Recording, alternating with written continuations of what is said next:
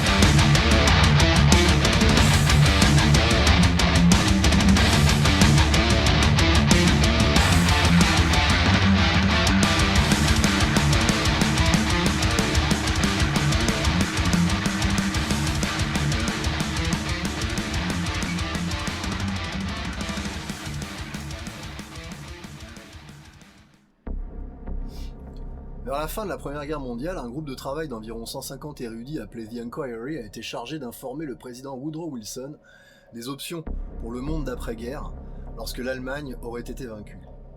Ce groupe académique, comprenant les plus proches conseillers et ainsi que l'ami de longue date de Wilson, le colonel Edward Mandelaus, ainsi que Walter Lippmann, mais aussi Bernard Baruch et Paul Warburg, se sont réunis pour élaborer la stratégie pour le monde de l'après-guerre. L'équipe a produit plus de 2000 documents détaillant et analysant les faits politiques, économiques et sociaux à l'échelle mondiale qui pourraient être utiles à Wilson dans les pourparlers de paix. Leurs rapports ont constitué la base des 14 points qui décrivaient la stratégie de Wilson pour la paix après la fin de la guerre. Ces chercheurs se sont ensuite rendus à la conférence de paix de Paris en 1919 et y ont participé aux discussions. À la suite des discussions de la conférence de paix, un petit groupe de diplomates et universitaires britanniques et américains se sont réunis le 30 mai 1919 à l'hôtel Majestic à Paris et ont décidé de créer une organisation anglo-américaine appelée The Institute of International Affairs, qui aurait des bureaux à Londres et à New York. En raison des opinions isolationnistes qui prévalaient dans la société américaine à l'époque, ces savants avaient du mal à gagner du terrain avec leurs plans et se tournèrent plutôt vers un ensemble de réunions discrètes qui avaient lieu depuis 1918 à New York sous le nom de Council on Foreign Relations. Les réunions ont été dirigées par l'avocat d'entreprise Elihu Root, qui avait exercé les fonctions de secrétaire d'État sous la présidence de Theodore Roosevelt, et ont réuni 108 hauts fonctionnaires des sociétés bancaires, manufacturières, commerciales et financières, ainsi que de nombreux avocats. Les membres étaient partisans de l'internationalisme de Wilson, mais étaient particulièrement préoccupés par l'effet de la guerre et le traité de paix, et les effets que ceci pourrait avoir sur les affaires de l'après-guerre. Les chercheurs de l'enquête, de l'Inquiry, ont vu une opportunité de créer une organisation réunissant des diplomates, des hauts fonctionnaires et des universitaires, ainsi que des avocats, des banquiers et des industriels, comme j'ai dit précédemment, pour élaborer la politique gouvernementale. Le 29 juillet 1921, ils ont déposé une attestation d'incorporation, donc un document officiel, formant officiellement le Council on Foreign Relations. En 1922, Edwin F. Gay, ancien doyen de la Harvard Business School et directeur du Shipping Board pendant la guerre, a dirigé les efforts du Conseil pour commencer la publication d'un magazine qui serait la source et qui ferait autorité sur la politique étrangère. Il a recueilli 125 000 $ auprès des membres les plus riches du Conseil et envoyé les lettres de sollicitation de fonds aux 1000 Américains les plus riches. Grâce à ces fonds, le premier numéro de Foreign Affairs a été publié en 1922 et en quelques années avait acquis la réputation d'être la revue américaine la plus fiable en matière de relations internationales. Tout ce que je viens de vous dire, c'est l'histoire officielle. D'après le professeur Quigley, Carroll Quigley, les plus grandes dynasties financières étaient derrière ce projet. À la suite de la Première Guerre mondiale, la famille Morgan, les Rockefeller, Kuhn, Loeb & Company, Dillon Read & Company, les Brown Brothers, Harriman, tous étaient représentés au CFR et Paul Warburg était leur lien à tous. Le groupe qui créa le système de la Banque fédérale et le financement de la révolution bolchevique, ce sont également eux.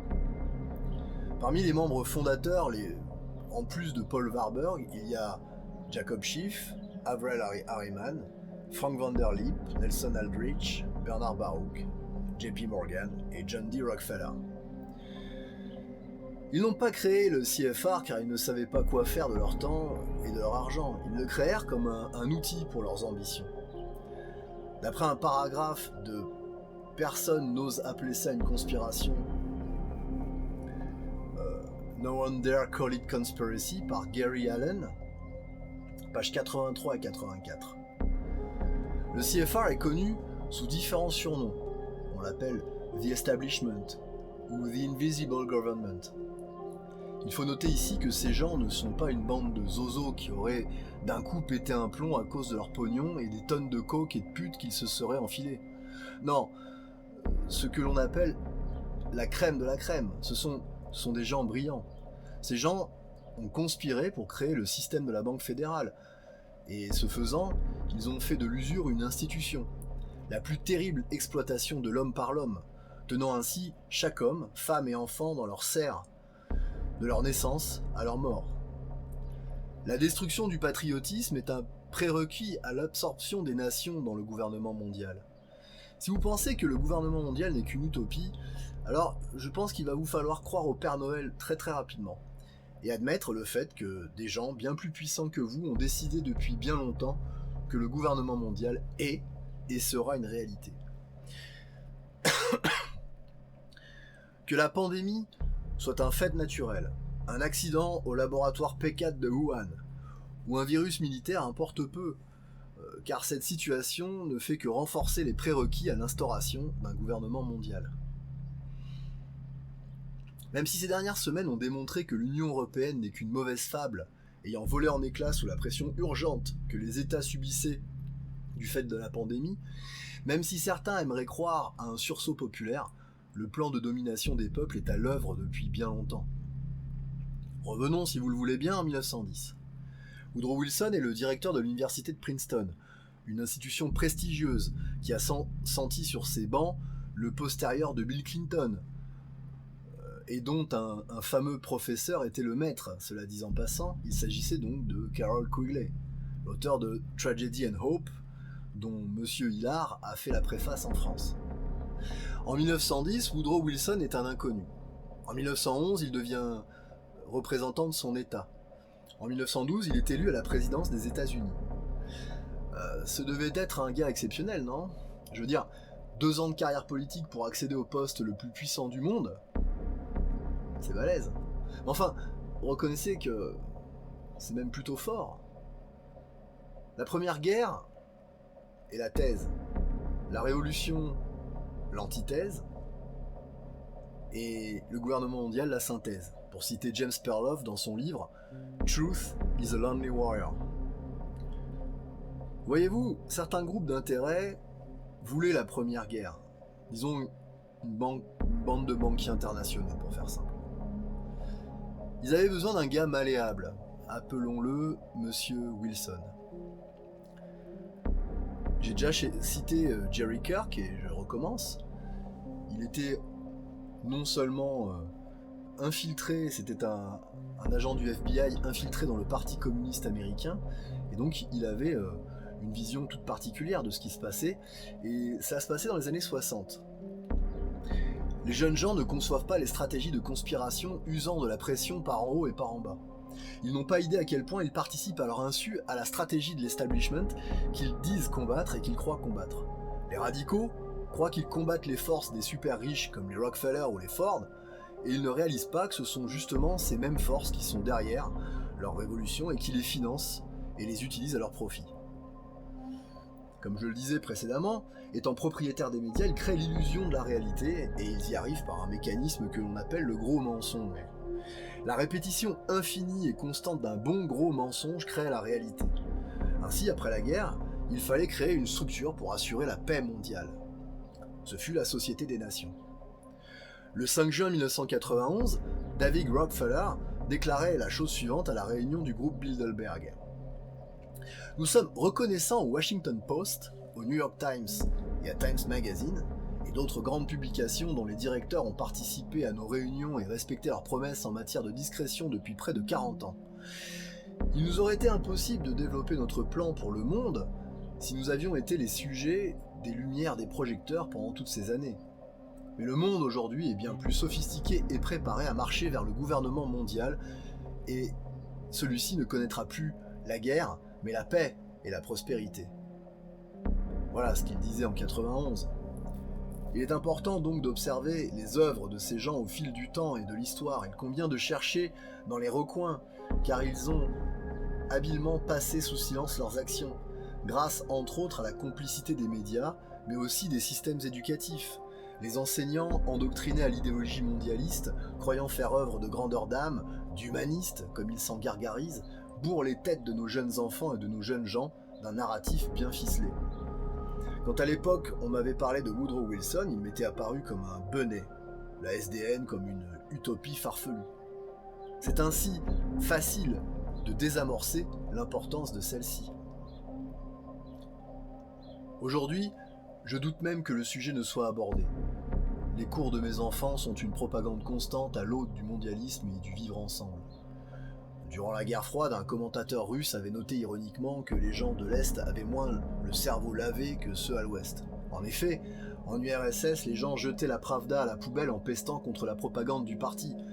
Mais en Amérique, par exemple, les gens regardaient leurs exemplaires du Times comme parole d'évangile sous le prétexte que nous, à l'Ouest, nous avons une presse libre et indépendante.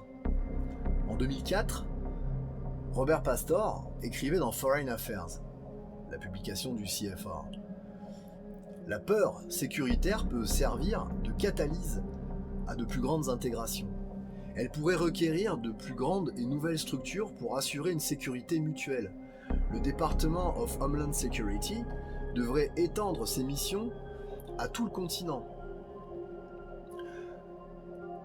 Ce changement serait facilité par l'incorporation du Mexique et du Canada, à terme, et des perspectives permettraient d'intégrer le personnel à l'organisation et aux opérations. Qu'est-ce que ça veut dire ? Ça veut dire que la politique européenne, les organisations supranationales sont d'une importance capitale s'ils souhaitent réussir à intégrer le monde dans un schéma global. Ainsi, il en est allé de la communauté économique européenne, puis politique. La convergence des intérêts économiques glisse naturellement vers la convergence politique, etc. Ainsi, comme le voudrait notre homme de paille national Emmanuel, il nous faudrait penser européen. Ainsi, Wilson fut-il mis en place entre autres par Bernard Baruch et Paul Warburg. Faisons la convergence de la politique et de la banque. Quand les conspirateurs souhaitant mettre en place le système de la Banque fédérale se réunirent à Jekyll Island, le président républicain, Taft, était aux commandes et s'opposa à eux en bloquant le plan Aldrich. Il fallait d'urgence remplacer le gêneur par un type plus facile à piloter. Dans son livre, le beau-fils de Franklin Delano Roosevelt, qui s'appelle FDR, My Exploited Father-in-Law, Curtis Dole décrit Woodrow recevant la requête du banquier Bernard Baruch s'il était élu à la présidence. Voilà ce qu'il lui demande. 1. Prêter une oreille favorable au conseil qui lui serait donné sur qui devait occuper le cabinet présidentiel. 2. Soutenir la création d'une banque centrale. 3.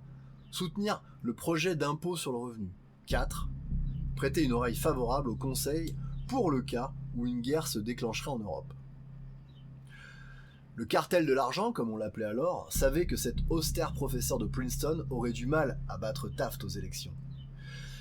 Ils introduirent Teddy Roosevelt pour diviser les électeurs républicains, et Wilson, le démocrate, remporta l'élection avec seulement 42% des voix, soutenu par une campagne de presse délirante. Il convient ici de préciser ce que certains auront peut-être déjà pressenti, le parallèle avec Emmanuel Macron. Oui, moi aussi, j'y vois un parallèle assez flagrant. En 1913, après son élection, la loi sur l'impôt sur le revenu passe et la Banque fédérale est créée. En 1914, c'est la Première Guerre mondiale. En 1915, le Lusitania coule et Wilson donne des ordres pour faire cacher le manifeste du navire. En 1916, il est réélu sous le slogan « Il nous a gardés en dehors de la guerre ». En 1917, après sa réélection, il réussit à convaincre le Sénat de voter la guerre. En 1918, les Allemands perdent la guerre car l'entrée des US fait pencher la balance contre eux. Et en 1919, Wilson se rend à la conférence de Paris pour la paix. Il va alors nommer Paul Warburg, un émigré récent, à la tête de la délégation américaine. Il l'a accessoirement également nommé vice-président de la Fed. Comment, en tant que nouveau venu sur le territoire américain, pouvait-il être qualifié pour avoir de tels postes ? Wilson nomma également Bernard Baruch, conseiller économique en chef de la délégation. Et bien sûr, tout cela sous la surveillance du colonel Mandelhaus, l'homme des banques. À la conférence, Wilson va présenter ses fameux 14 points.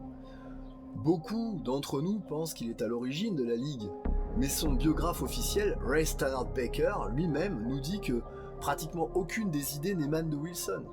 Le biographe de Mandelhaus déclare quant à lui que le brouillon du projet que House donna à Wilson fut approuvé sans autre chose que des corrections de syntaxe. Ce que les banquiers essayaient d'atteindre l'a été la gouvernance mondiale. Mais l'organisation était faible, due, il est vrai, à l'état d'esprit des peuples de cette époque. Qui plus est, la Constitution américaine empêchait un président de s'engager dans un traité sans l'accord du Sénat, qui rejeta le traité de Versailles. Les banquiers à la suite de cela réagirent rapidement en créant le CFR, basé à New York afin de contrôler la politique américaine. Jusqu'à nos jours, et je citerai pour finir la sorcière de l'Ouest, de l'Est, du Sud et du Nord, oui, elle a tous les points cardinaux, Hillary Rodham Clinton au sujet du CFR. Elle dit la chose suivante. Je me suis souvent rendu au vaisseau-mère, comme on dit, à New York City, mais c'est bien d'avoir un avant-poste ici à Washington DC, juste en bas de la rue où se trouve le département d'État. Nous recevons beaucoup de conseils du CFR, alors cela voudra dire que je n'aurai pas à faire trop de chemin pour que l'on me dise quoi faire et quoi penser pour le futur. Eh oui. Aujourd'hui, l'establishment nous promet toujours la paix et la prospérité. Les accords internationaux de politique économique, voilà leur promesse de prospérité. Et la paix par la guerre contre le terrorisme.